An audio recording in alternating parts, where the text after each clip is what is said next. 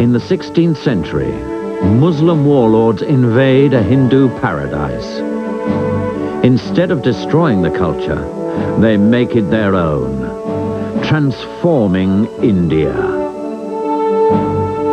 As Mughal princes battle for the throne, their art yields monuments of timeless beauty at Agra's Red Fort and the Taj Mahal.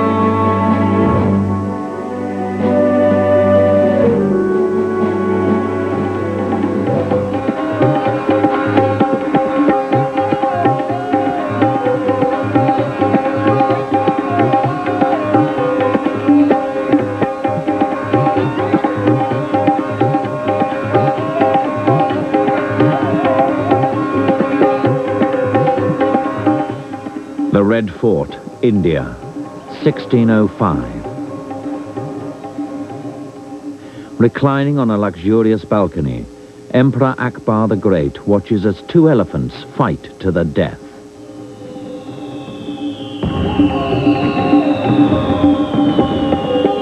Contests of life and death are common in the Red Fort's playing fields, but this is no mere sporting event. The elephants' masters are Akbar's sons. At stake are all the riches of India.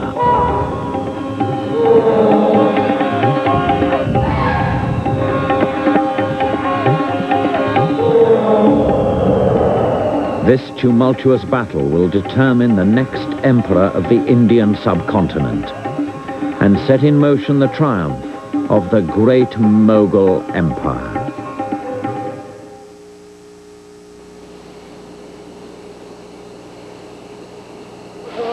Centuries before, India's breadbasket had flourished under a Hindu dynasty.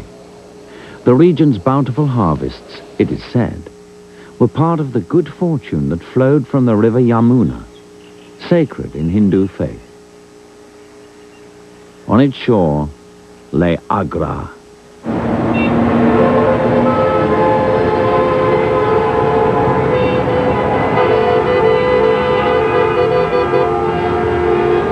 At the crossroads of two great trade routes, the city teemed with caravans and markets, and artisans of rare and exotic crafts.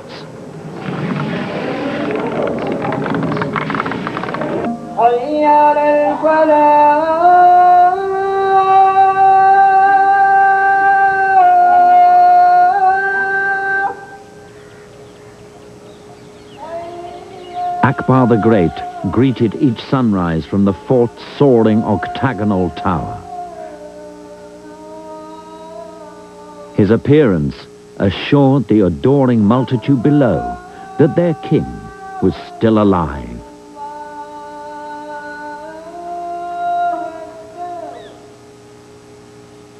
The simple, powerful ritual called darshan contains a key to the great Mughal success. Darshan is a Hindu ritual. Akbar was Muslim. To keep together his mostly Hindu empire, the emperor had to fight bigotry and began with himself.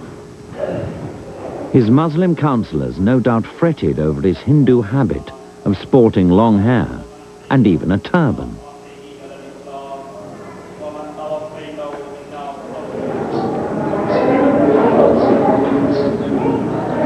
Since he was of Turkish descent, the emperor imported craftsmen and carpet makers to decorate his opulent palaces.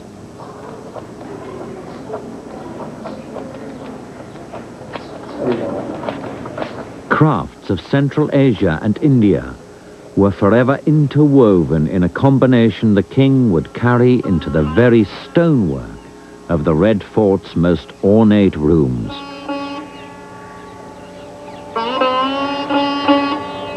The great Mughal Akbar enlarged his empire in three ways: war, treaty, and his favorite, marriage.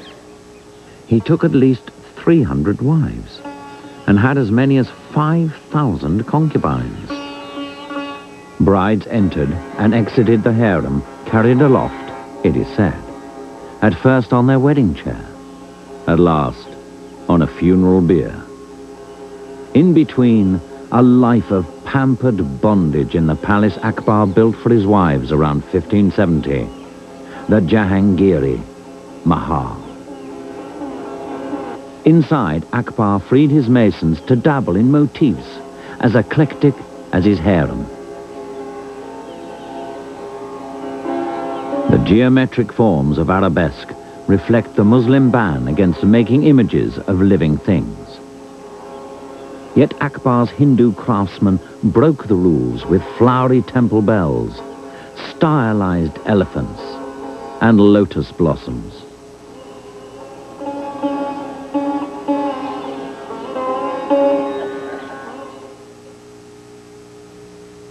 Great views on TLC.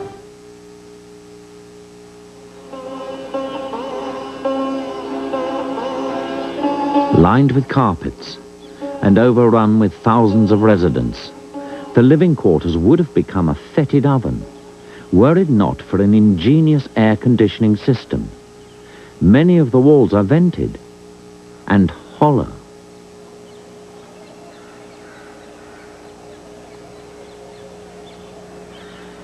Inside, reservoirs of water cool the passing air.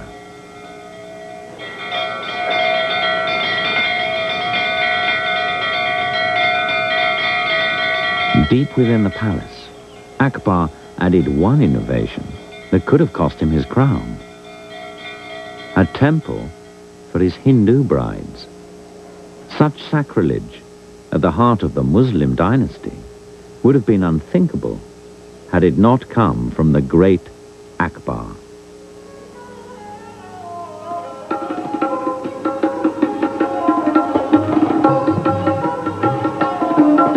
From a concealed throne, Akbar's first, most honored wife gazed down on performances in the palace's central courtyard.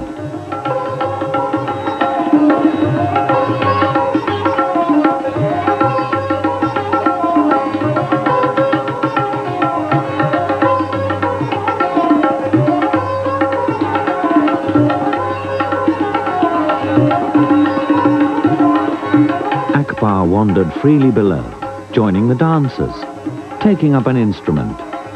He was a Renaissance king in a world apart, surrounded by musicians, poets, and scholars. His learned biographer shadowed the king's every step, recording each detail of his august existence, his royal edicts, his daily meals, his sexual liaisons, even their duration.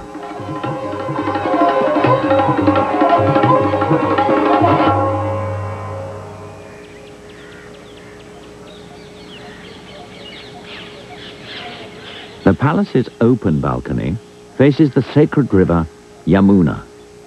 On the grounds below, fabulous displays of fireworks, animal fights, and polo games lasted into the night. Akbar was a fierce polo player, whose presence on the field lent the game a dangerous edge. Following one match, he sent a sore loser 2,000 miles to Mecca to rediscover his spirit of sportsmanship.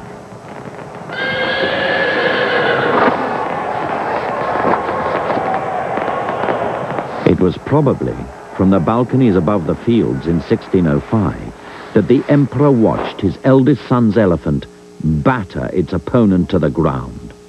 The hard-fought battle guaranteed the prince's succession and put Akbar's favorite grandson in line for the throne.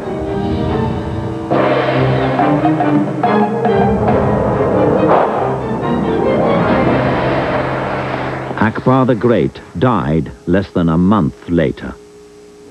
His biographer had already summed up the dynamic king's accomplishments. Akbar, he wrote, had carried off the ball of excellence with the polo stick of divine help.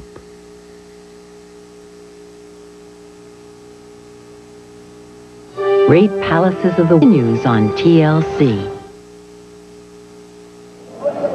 One of the world's greatest romances began in the Red Fort's royal market around 1610. Akbar's grandson, Shah Jahan, was just 15, still a prince. Selling glass beads was an unmarried beauty of the court. When he asked their price, she called them diamonds and named an impossibly high sum. The prince produced the amount from his sleeve.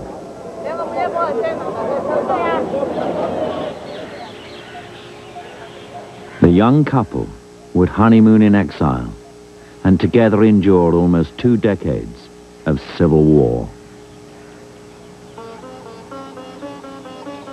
When he finally occupied the Red Fort as emperor in 1627, Jahan rewarded his loyal queen with a level of luxury that rivaled Europe's noblest courts. Here the emperor gave his wife the name Mumtaz Mahal, chosen one of the palace. While she lived, according to legend, the couple were never separated by more than a room.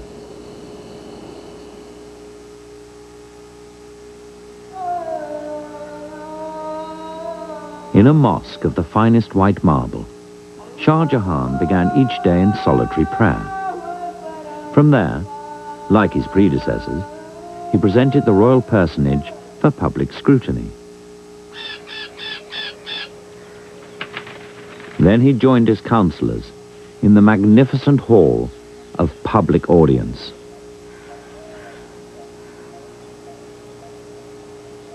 Amid its splendid orchard of columns, plaintiffs cringed respectfully, and the condemned cried out for mercy.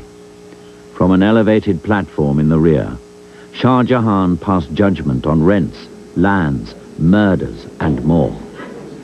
Hangmen stood at the ready to carry out the emperor's sentences without delay.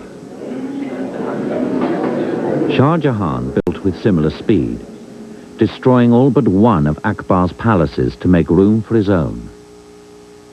Tents, reminiscent of his Turkish forebears, swept over the open patios of the Taj Mahal, the emperor's private residence.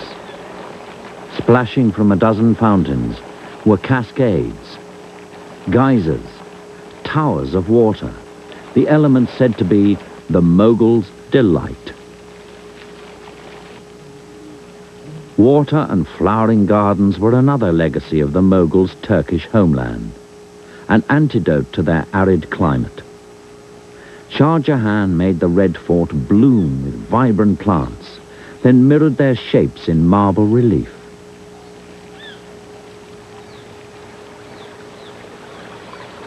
Where Akbar had put Muslim and Hindu motifs side by side, Shah Jahan worked at a style that brought them together.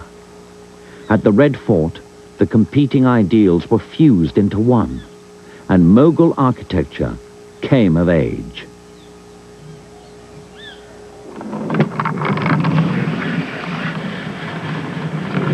It was almost as if Shah Jahan were honing his art for a purpose yet to come.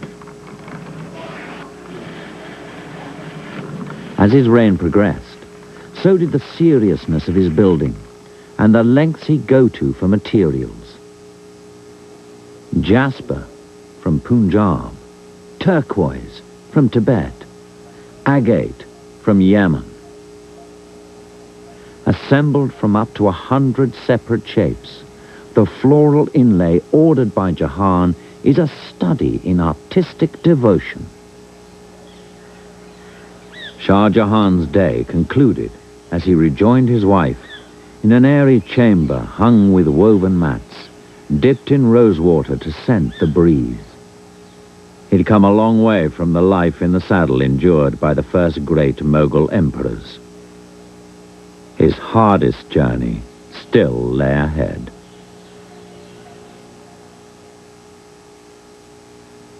TLC. By 1632, Mumtaz Mahal had borne the king 13 children and remained his most devoted ally and counselor. Shah Jahan would not sign royal edicts without her seal already attached. In the spring of that year, Jahan travelled south to put down an uprising. As always, Mumtaz Mahal rode with him. All the servants and trappings of their household followed the royal couple. Their caravan, it is said, took a full day to pass any point on the road. Their destination, the Deccan region, would forevermore be a source of heartache for the great Mughals.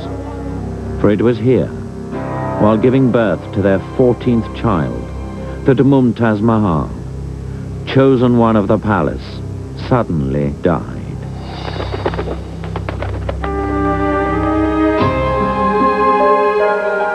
The king's sorrow would be reflected in a tomb such as the world had never seen. To direct the building of the Taj Mahal, Shah Jahan emerged from 2 years of mourning, white-haired, bent with grief.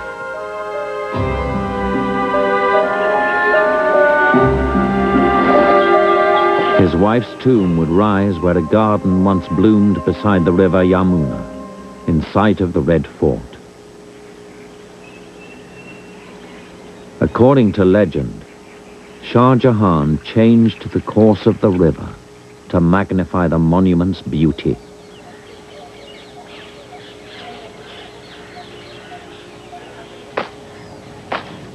To begin work on the tomb, around 1633, 20,000 craftsmen began assembling in villages erected nearby. With them, from the north, flowed endless streams of the purest white marble.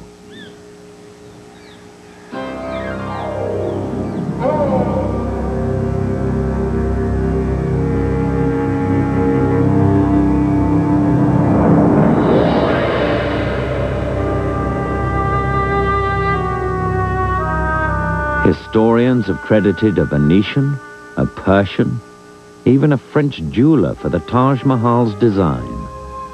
But it was probably Shah Jahan who put the finishing touches on models draftsmen brought before him. Its final form must have awed the great Mughal himself, for he inscribed on its base, "The builder could not have been of this earth, for it is evident the design was given him by heaven."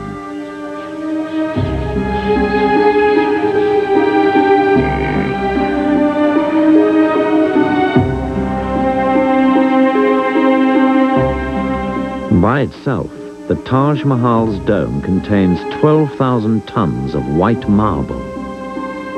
During construction, dome and minarets were hidden beneath a scaffolding of brick. Shah Jahan solved the problem of removing the costly brick by offering it free to the people of Agra. It vanished in days.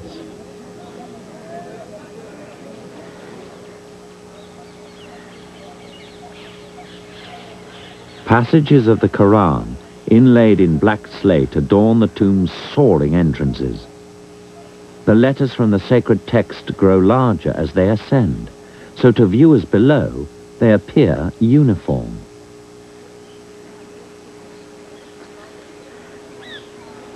Finally, the emperor added a towering sandstone gate and enclosed his wife's tomb in an ever-blooming garden.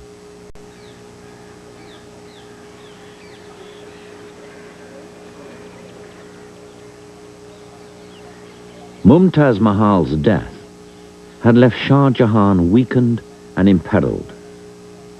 In the Red Fort, architecture, not administration, now took most of his remaining strength. His sons, meanwhile, came of age and fought one another over the succession. Aurangzeb, the eldest, first deceived his brothers, then defeated them in battle. He took the throne even while his father was still alive. Shah Jahan finished his reign like King Lear, assailed on all sides by his offspring. But while Lear was locked out, Shah Jahan was locked in, imprisoned at the Red Fort by Aurangzeb.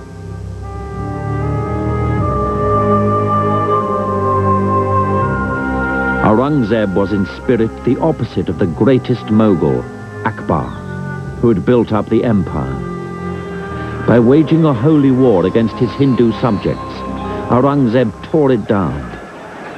Weakened, the Mughal domain crumbled under waves of invasion, ultimately by the British and the East India Company.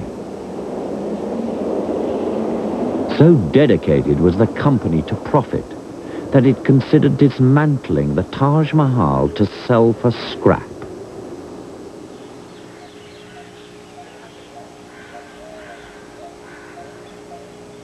Its high-spirited officers had the run of Agra's sacred complexes. They used knives to pry out the rarest gems. Yet somehow, Agra's monument survived, long enough to be restored.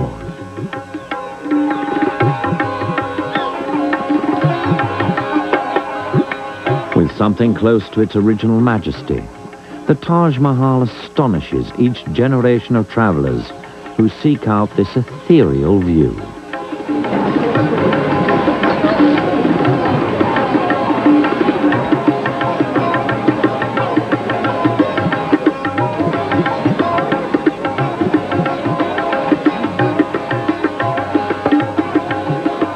Shah Jahan spent the last 8 years of his life contemplating this view, as a prisoner at the Red Fort. In its Jasmine Tower, he was attended by one faithful daughter. His life was reduced to a routine of writing letters, studying the Quran, and gazing out at the marble expression of his mourning. A teardrop, a poet wrote, glistening on the cheek of time.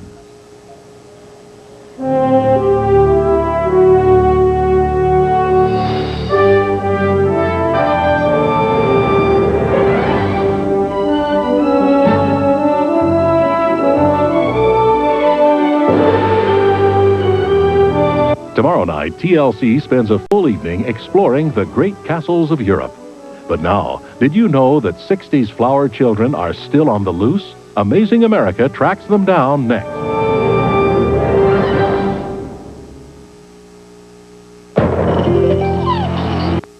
Packed and processed, virtually untouched by human hands. Believe it or not.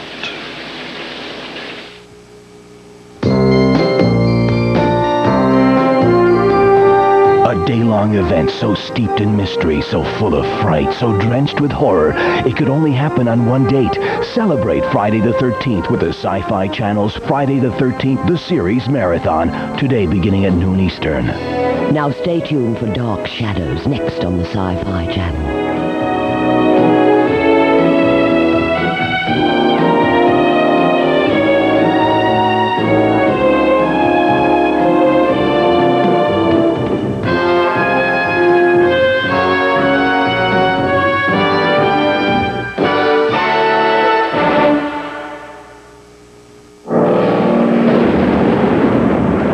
Coming up on the Sci-Fi Channel.